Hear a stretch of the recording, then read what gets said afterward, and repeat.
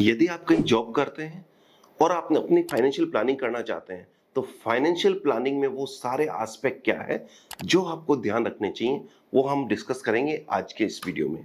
Financial planning, इसे हम कहें तो वित्तीय साक्षरता यानी कि फाइनेंशियल लिटरेसी, ये एक ऐसा कोर्स है ना कोई स्कूल में पढ़ाया जाता है और न कहीं कॉलेज में पढ़ाया जाता है, लेकिन लाइफ में यदि सबसे ज्यादा जरूरत है तो वो जरूरत है वित्तीय साक्षरता की, फाइनेंशियल लिटरेसी की।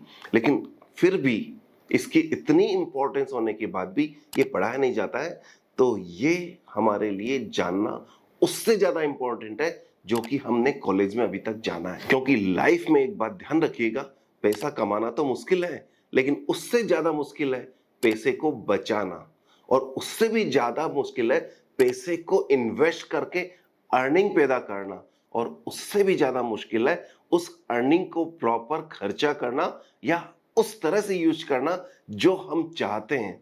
और यदि ये सब काम नहीं होते हैं तो पैसे की अंतिम गति होती है नाश। यदि हम ये सब नहीं कर पाते हैं तो वो नाश हो जाता है, जैसा कि हमारी संस्कृति में भी कहा गया है। तो आइए हम जानते हैं कि हमें फाइनेंशियल प्लानिंग करते हुए किन किन एस्पेक्ट का ध्यान रखना चाहिए और वो किस तरह से प्रॉपर प्लानिंग करनी चाहिए जो न सिर्फ हमें बल्कि हमारी फैमिली को भी सुख, शांति और समृद्धि दे। तो फाइनेंशियल प्लानिंग का सबसे बड़ा इंपॉर्टेंट है cash flow. Cash flow depend करता है दो बात से, कि हम कितना डिपॉजिट देते हैं और कितना उधार लेते हैं, और साथ ही कितनी हमारी अर्निंग है और उसको हम किस तरह से इन्वेस्ट करते हैं। कैश फ्लो मैनेज करने का सबसे बेस्ट तरीका यह है, नंबर वन आपको यह करना है कि जब भी हमारी कोई जॉब लग जाए तो सबसे पहले हमें अपने आप के लिए और अपनी फैमिली के लिए एक फाइनेंशियल हेल्थ प्लान लेना है, यानी कि हेल्थ प्लान। ये हेल्थ प्लान क्या होता है, जब कभी भी यदि हम कोई किसी कारण से बीमार पड़ जाए और हमें हॉस्पिटलाइज होना पड़े या हमारे परिवार के किसी मेंबर को हॉस्पिटलाइज होना पड़े, तो उस समय हॉस्पिटल के बिल का टेक केयर करता है ये हेल्थ इंश्योरेंस प्लान। किसका अच्छा प्लान है ये हम बाद में बात कर सकते हैं। यदि आप चाहते हैं कि हम इसमें आपकी मदद करें, आपकी फाइनेंशियल हेल्थ के साथ साथ आपकी लाइफ की हेल्थ इंश्योरेंस प्लान में आपकी मदद करें, तो नीचे पिन कमेंट में इसका लिंक दिया गया है, उसको क्लिक कीजिए, हमारी टीम आपसे बात करेगी। तो पहला प्लान लेके हमने हेल्थ तो हमारी सिक्योर कर ली है, लेकिन दूसरी सबसे बड़ी रिस्क आती है कि किसी भी फैमिली में एक की पर्सन होता है जो अर्निंग मेंबर होता है, और वो जो अर्निंग मेंबर है उसी के पीछे पूरी फैमिली चलती है, यानी कि वो पूरी फैमिली का एक धुरी है, यानी कि उसके चारों ओर पूरी फैमिली चलती है। उसकी इनकम से ही पूरी फैमिली की प्रॉस्पेरिटी डिपेंड करती है, तो उसका एक टर्म प्लान जरूर होना चाहिए। यहाँ आप कहेंगे बहुत सारे प्लान हैं इंश्योरेंस के, और बहुत सारे प्लान ऐसे भी हैं जिसमें आपको टर्म प्लान के साथ साथ इंटरेस्ट, टर्म प्लान के साथ साथ रिटर्न और टर्म प्लान के साथ साथ यूनिट बेस्ड प्लान मिल जाते हैं।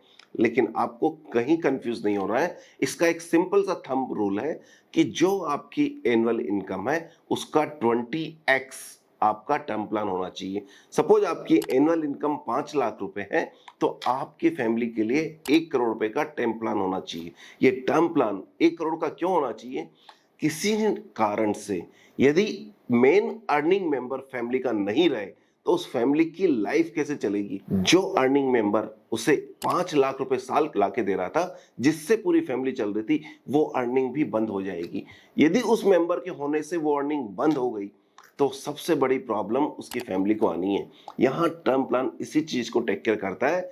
In case of miss happening with the key earning member of the family, वो टर्म प्लान 1 करोड़ रुपए का इंश्योरेंस उसके नॉमिनी को पेमेंट हो जाता है, और जिससे फैमिली की पूरी टेक केयर की जा सके। हालांकि किसी इंसान के जाने के नुकसान को कोई भी पैसा कवर नहीं कर सकता, लेकिन इस आर्थिक युग में यह तो जरूर है कि पैसा हमें चाहिए अपनी फैमिली को आगे बढ़ने के लिए, बच्चों की पढ़ाई के लिए और रूटीन के खर्चों के लिए, तो वो टेक केयर ये टर्म प्लान करता है। यहाँ आपको कोई कंफ्यूज होने की जरूरत नहीं है कि क्या आपको टर्म प्लान लेना है, क्या आपको और कोई प्लान लेना है।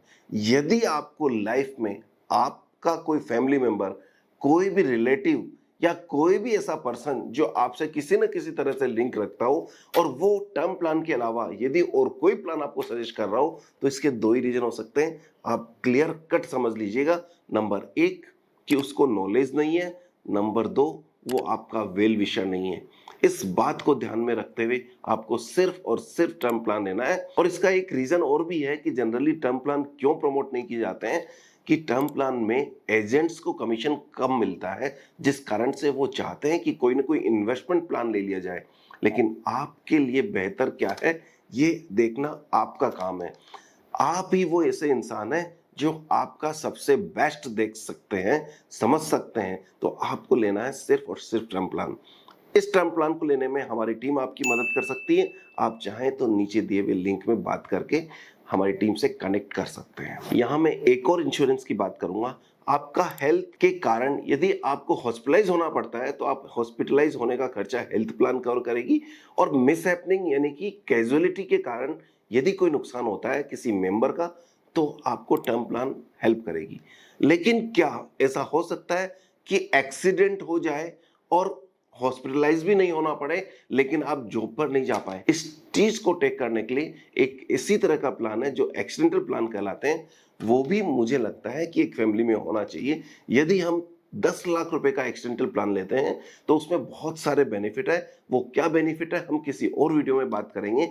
लेकिन सबसे इंपॉर्टेंट बात मैं कहना चाहूंगा, इस तरह का एक्सीडेंटल प्लान जो 10 लाख रुपए का हो और आपको पूरे साल की उसकी कॉस्ट आएगी ओनली 3600, यानी कि 10 रुपए पर डे पर आपको किसी भी तरह का कोई एक्सीडेंट हो जाए, चाहे वो रोड पर हो, बाथरूम में हो, आपके किचन में हो या कहीं भी हो, उस रिस्क को कवर करता है ये इस तरह का एक्सीडेंटल प्लान। तो इन माय ओपिनियन ये एक रीजनेबल प्लान है जो हमारे पास होना चाहिए। अब हमने हमारे हेल्थ को सिक्योर कर लिया है। अब नेक्स्ट बात आती है कि सबसे पहले जब भी हमारा जॉब लगे तो हमारे पास हमारे सेविंग अकाउंट में एक थंब रूल के हिसाब से अगले 6 महीने की खर्चे के इक्विवेलेंट पैसा हमेशा होना चाहिए।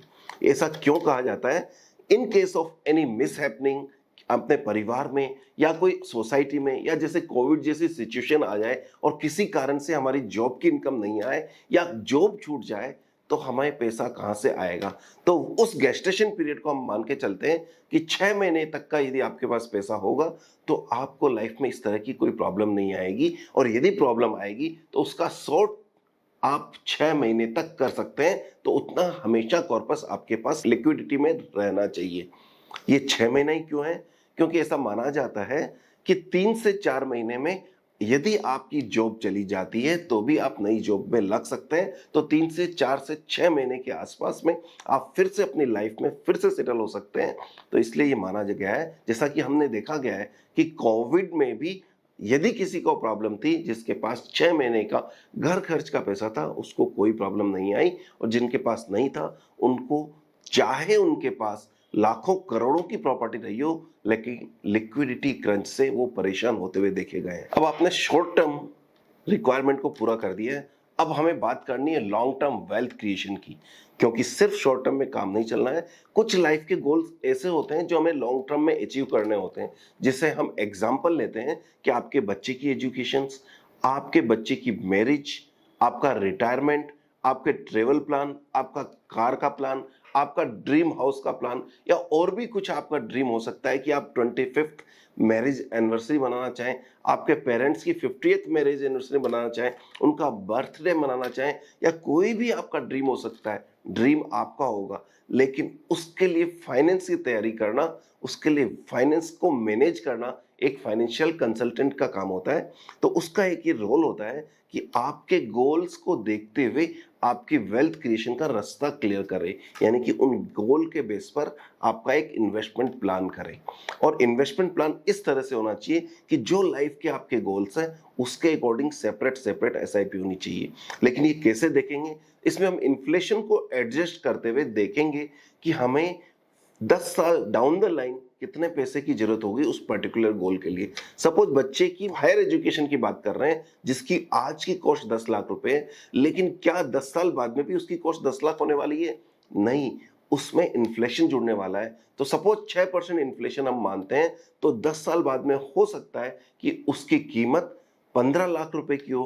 तो आज से हमें इन्वेस्टमेंट इस तरह से प्लान करना है कि हम मंथली इतना पैसा बचा सकें अपनी सेविंग में से कि हम 10 साल बाद में 15 लाख का कॉर्पस तैयार हो। इस तरह से टोटल फाइनेंशियल प्लानिंग करके हमें एक गोल बेस्ड फाइनेंशियल प्लानिंग करनी चाहिए, जिससे हम अपने गोल तक पहुंच सकें। जो नेक्स्ट आने वाला है वो आप अपने घर में अपने वाइफ को कभी भी कह दें कि क्या आपको गोल्ड लेना है, वो हमेशा तैयार रहेगी। लेकिन इसमें आपको एक बात ध्यान रखना है, क्या गोल्ड जो अपनी वाइफ को एज ए ज्वेलरी फॉर्म में दिलाया है वो आपका इन्वेस्टमेंट नहीं है। इन्वेस्टमेंट तो वो है जो आपने ज्वेलरी नहीं की है, बल्कि आपने गोल्ड को ओरिजिनल फॉर्मेट में रखा है इस उद्देश्य से कि वो लॉन्ग टर्म में आपको एप्रिसिएशन देगा। तो आप चाहें तो फिजिकल गोल्ड रख सकते हैं और आप चाहें तो डिजिटल गोल्ड रख सकते हैं।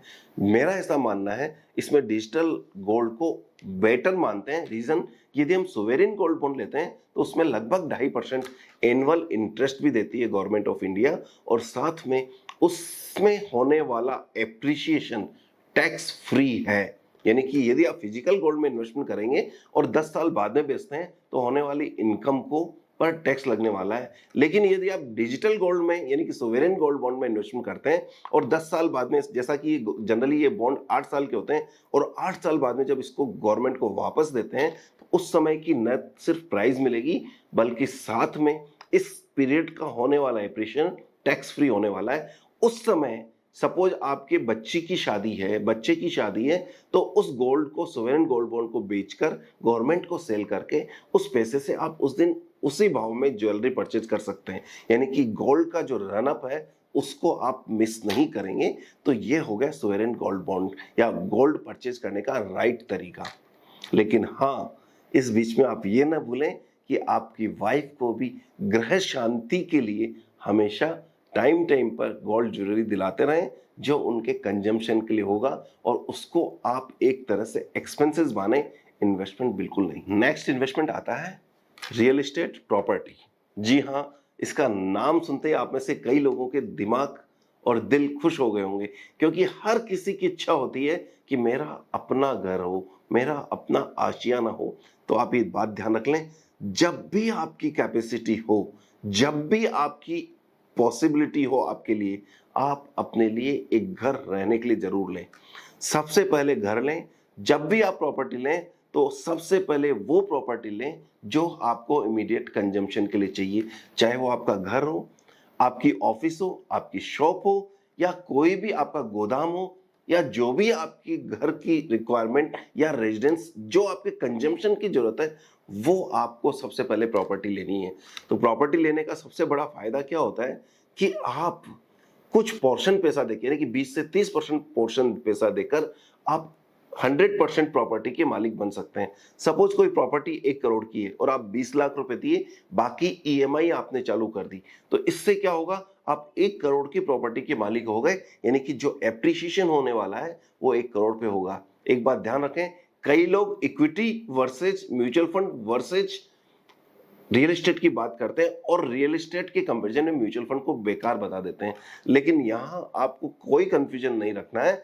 क्लियर कट एक बात ध्यान रखनी है कि म्यूचुअल फंड कभी भी आप ईएमआई पे बाई नहीं कर सकते हैं, यानी कि उसको तो पहले 100% पैसा देना होगा, जबकि आपका मकान आप ईएमआई पर बाई कर सकते हैं। 20% बाई करके पैसा देकर आप 100% के ओनर बन सकते हैं और 100% का एप्रिसिएशन आपको मिलेगा। इसमें आप कहेंगे कि आपको इंटरेस्ट तो पे करना पड़ेगा, डेफिनेटली पे करना पड़ेगा, लेकिन हम एक क्या बात जानते हैं, नंबर 1 इन्फ्लेशन है, और हम जो भी इन्वेस्टमेंट करना चाहते हैं वो इन्फ्लेशन को बीट करे ऐसा इन्वेस्टमेंट करना चाहते हैं। और हम ये चाहते हैं कि एफडी नहीं करें, क्यों? क्योंकि एफडी इन्फ्लेशन को बीट नहीं करती है। लेकिन उसी एफडी के 1-2% ऊपर जब आप हाउस लोन लेते हैं, जरा इमेजिन कीजिए, क्या वो हाउस लोन इन्फ्लेशन को बीट कर सकता है?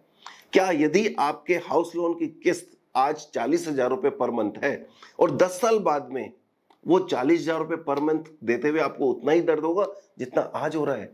यानी कि आप आगे की इन्फ्लेशन का फायदा आपको हो रहा है। इसलिए हाउस लोन लेना जरूरी है और लेके ही उसको काम करना चाहिए।